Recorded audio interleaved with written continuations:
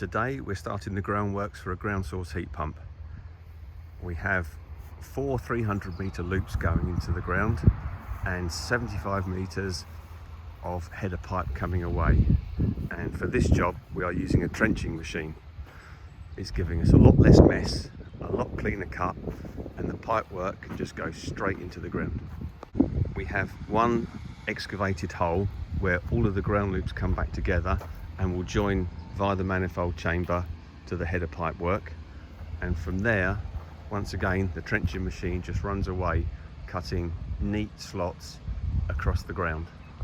As you can see, compared to the traditional method of doing this with just a digger and a bucket, there is a lot less mess. The whole site is a lot cleaner, a lot tidier, and the pipe work can just drop straight into the slots without having to worry about spacing in trenches and any other issues like that. The spacing that you cut the trenches to is where the pipes stay.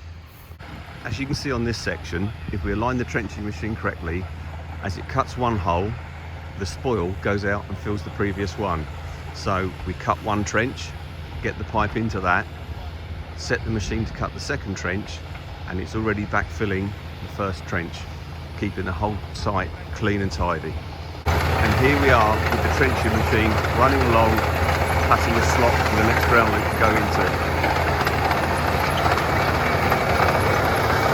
You can see the blade at the back cutting a nice clean slot and the spoil coming out to the side.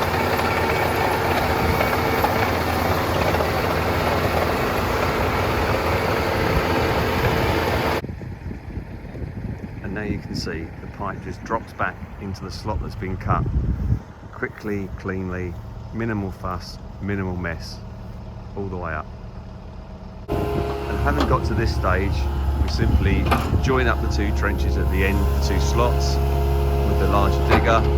That enables us to put in the turn for the ground loop going down, and then in a second we will just drop that into the slot and it's all in.